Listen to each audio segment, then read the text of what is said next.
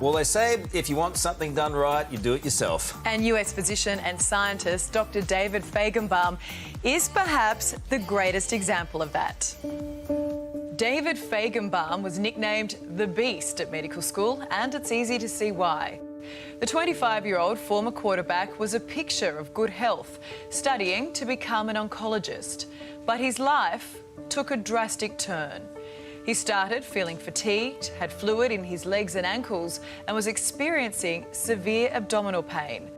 David's condition deteriorated rapidly, and he soon found himself in ICU, dying in the very hospital where he was treating patients just weeks before.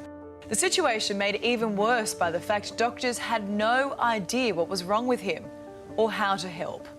My doctors encouraged my family to say their final goodbyes, and my family brought in a priest to administer my last rites to me. He was finally diagnosed with Castleman disease, a rare, deadly illness with no cure. Over 3.5 years, David almost died 5 times. He was out of options and out of time. But with his upcoming wedding just around the corner, he wasn't giving up. The Beast took his fight to a new level, dedicating the time he had left to find a cure to save his own life. I knew that if I wanted to make it to May 24th, 2014, which was our wedding date, that I would need to identify a treatment that could keep me alive.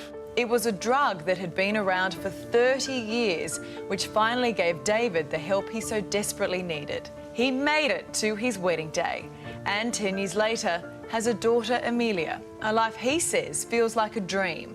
A life now dedicated to helping other Castleman patients live theirs. We need to reflect on what we hope for and what we pray for, and then turn those hopes and prayers into action. Incredible. Isn't that just beautiful? Well, he joins us now from Philadelphia. David, good morning to you. Thank you for sharing your remarkable story. I mean, to almost die so many times, be given last rites by a priest. I mean, where do you even start? Well, thank you so much for having me on this morning. I mean, how is it for you to even confront all those obstacles that you have in the past and to share it? It takes enormous strength. It's been such a difficult journey. As you shared earlier, I had my last rites read to me, and I never thought that I would survive. I didn't think that any of the 5 times I almost died. And so to go through that and to be where I am today with a daughter and a wife who are incredible, it's so special. But I still feel like I went through so much over these years, and I learned so many lessons from the ups and the downs that I feel like I need to share my story with others so that other people can learn these lessons about life that I learned from these challenges I faced. I mean, it's just extraordinary. I mean, for us to get our head around that you're at a point where you're told it's basically all over, and you decide, okay, I'm basically going to be a test dummy here, and I'm going to test drugs on me to find one that worked. Can you talk us through that process? So I was totally out of options, and I knew that if I didn't turn my hope for a treatment into action, that I knew I wouldn't survive. And I knew that it was unlikely. There was maybe a 1 in a million chance that I would actually find something that could save my life so I could make it to my wedding day. But I knew if I didn't try, that it was a 0 in a million chance. And so I got to work. I built an amazing team, and we worked day in and day out. And eventually I found a pattern in the data that made me think that this drug that was developed 30 years ago and it had never been used before for my disease might actually be able to save my life. And with no other options, I started testing it on myself. It is fascinating to me that news that can break some people only makes other people stronger. You're one of those people. And you know, there's be a lot of people that take inspiration out of that call to be able to go, you know what, how do I navigate from here? The worst possible news. How do you do it?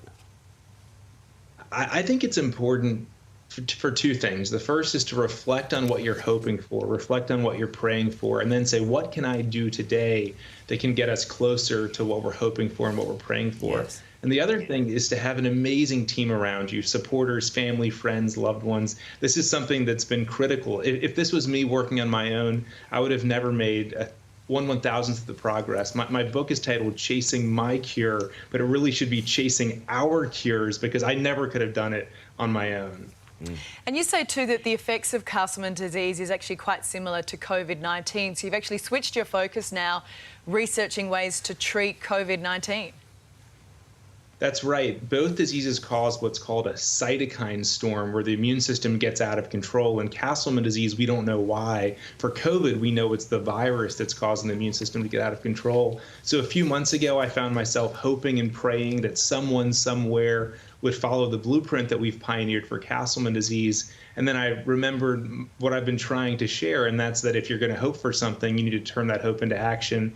And so I redirected my lab recently to begin taking on COVID-19, and we started a project called the Corona Project, where we're searching for existing drugs, just like the drug that I'm on that's saving my life, that might be in your neighborhood pharmacy that could be a treatment or a cure for COVID-19. Are you cured now?